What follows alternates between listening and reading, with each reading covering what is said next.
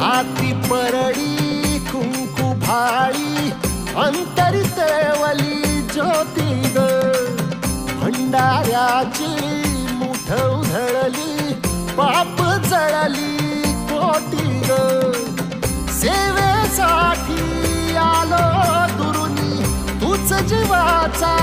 जीव स्वामिनी होऊ दे मंगल आई ग हाती परडी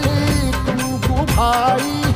अंतरी तेवली ज्योती ग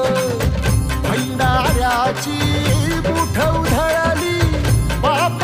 जळली कोटी ग